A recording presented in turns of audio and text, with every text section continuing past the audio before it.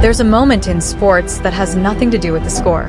No ace, no winner, no trophy being lifted.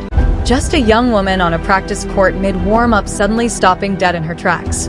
Not because something went wrong, because something went right. Something so unexpectedly human that 2 million people had already watched it before the sun went down, and 10 million more had seen it by midnight.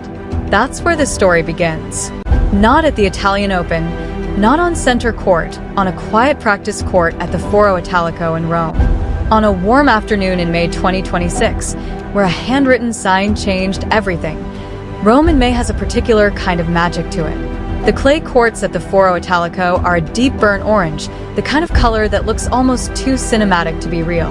The umbrella pines line the grounds like something out of a Renaissance painting, and when the Mediterranean light hits the stadium in the late afternoon, the whole place glows. It's one of the most beautiful venues in tennis. And for players arriving ahead of the main draw, it's a place to settle in, to feel the clay under their feet, to shake off travel fatigue and find their rhythm again. Alex had arrived in Rome carrying more than just a racket bag. She was carrying momentum from Madrid, where she had done something that had been building inside her for a long time. Something fans have been waiting to see, something that had silenced the doubters and the skeptics who had started to whisper about pressure and expectation and whether the hype was bigger than the player. She had broken the curse. She had played her way through the draw and reminded everyone watching that the girl from the Philippines trained at the Rafa Nadal Academy was not just a feel-good story. She was the real thing. So when she touched down in Rome, the hope traveling with her was enormous. The Filipino community in Italy spread across hospitals and care homes and kitchens and construction sites had been counting down the days. These were people who got up at 3 o'clock in the morning to watch her matches live. People who had her name saved in their phones under something like Our Girl. People who felt in a way that is almost impossible to explain to someone who hasn't lived far from home for years at a time that her wins were somehow their wins, too. The practice session on May 3rd was never supposed to be an event. Practice sessions don't have tickets. They don't have commentary. They're functional, not theatrical. A handful of reporters and early arriving fans had gathered near the practice courts that afternoon, mostly out of habit, the way tennis people tend to drift toward whoever is hitting, drawn by the sound of the ball. The cameras set up around the grounds were pointed at the main stadiums, waiting for the real action to begin. But someone had a phone, and that phone was pointed in the right direction at exactly the right moment. Alex walked out onto the practice court the way she always does, that combination of focus and looseness that good athletes carry, already tuned into the work ahead. She began her warm-up, and then something caught her eye. In a corner of the otherwise empty stands, a small group of people had gathered. They weren't loud, they weren't waving wildly.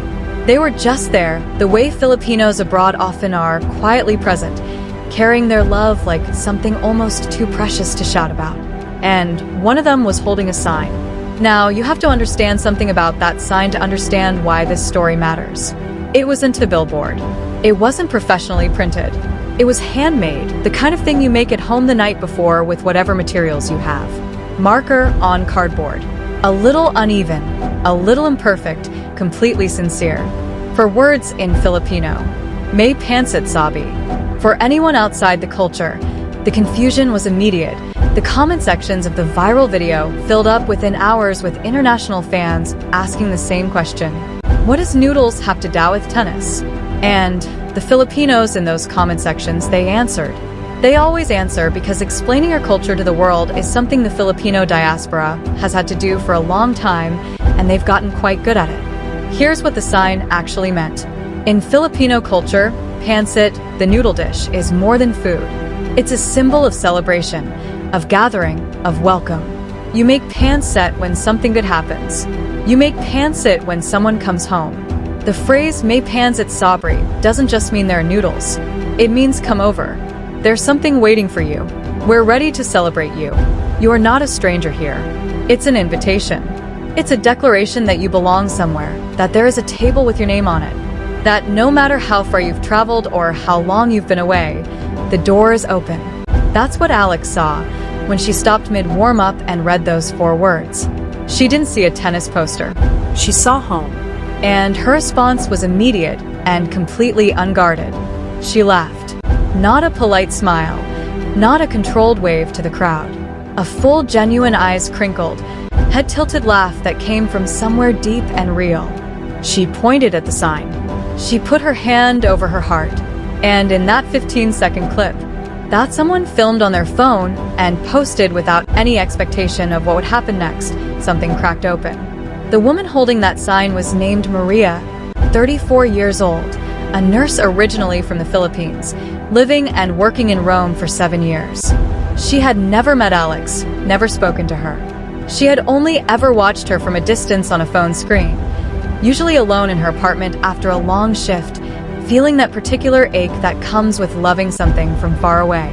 "I just wanted her to know she's not alone here," Maria said later in an interview given with her face hidden to protect her privacy. "I know there are Filipinos in Rome. I know we have homes here. It hot if she saw the sign. She might smile. I didn't think it would become anything." She paused before adding softly, "When she laughed, when she pointed at it, it felt like she was laughing with me, like she understood I've been here for 7 years, and that was the first time I felt like someone back home saw me." Read that again slowly. 7 years in Rome, and a 15-second reaction from a 20-year-old tennis player on a practice court made her feel seen for the first time. That tells you everything you need to know about what Alex means to the Filipino community abroad.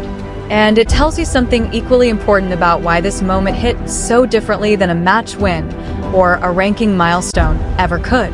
By the time the video crossed 2 million views, the comment section had transformed into something that felt less like social media and more like a community gathering.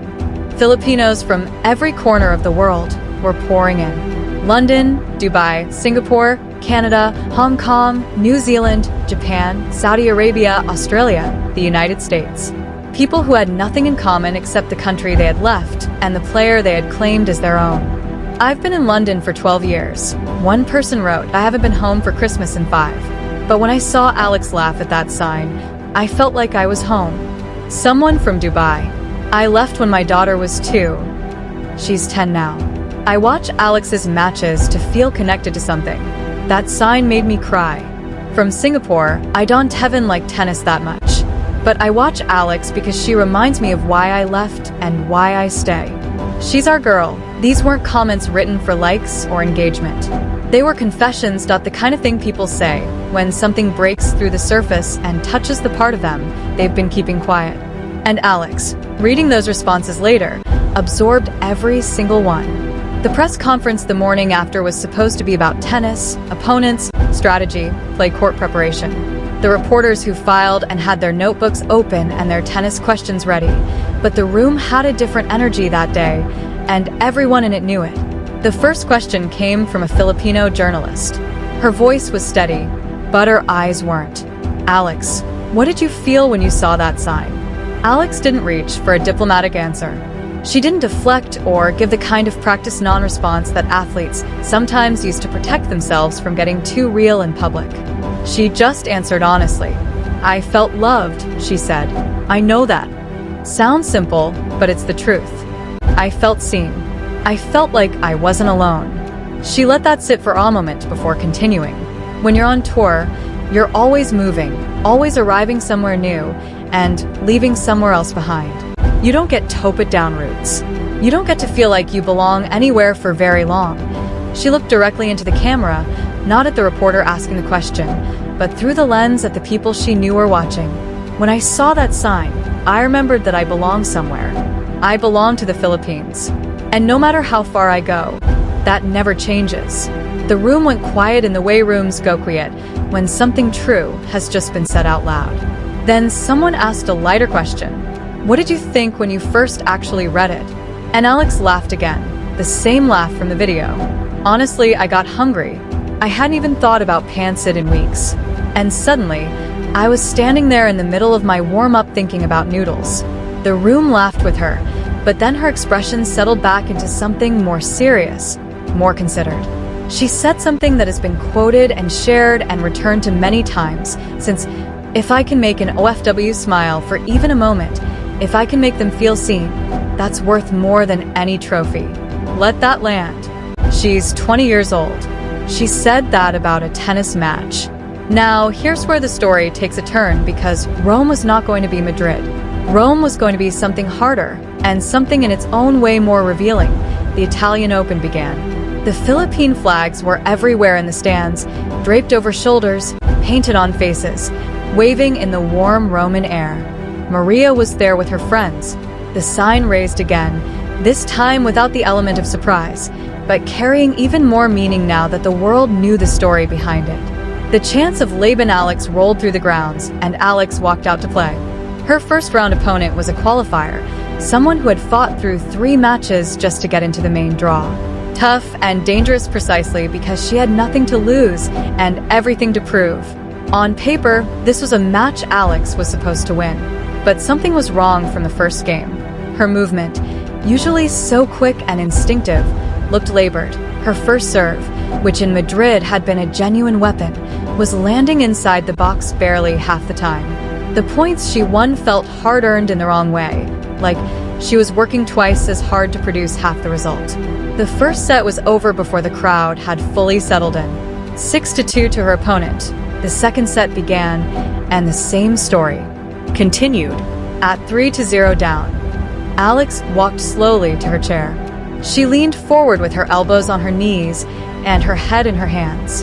The crowd, which had been building noise and energy, went quiet. The physio came out. There was a medical timeout. Whatever was happening inside her body, somewhere invisible to the cameras, somewhere she had probably been feeling for longer than anyone watching could know. When she came back onto the court, the effort was visible and it was real. The heart was there. You could see it, but the body wasn't keeping up. At 4-0, Alex walked to the net and spoke to the umpire. The stadium stilled completely, and then, in a moment that no one at the Foro Italico had expected that morning, she retired from the match. I can't continue. For words, the mirror of the sign, and the flag stopped moving. Alex walked toward the tunnel with her head down. The kind of walk that athletes make when the body has finally said enough, and there's nothing left to argue. And then right before she disappeared from view, she stopped. She turned back, and in the stands she found Maria,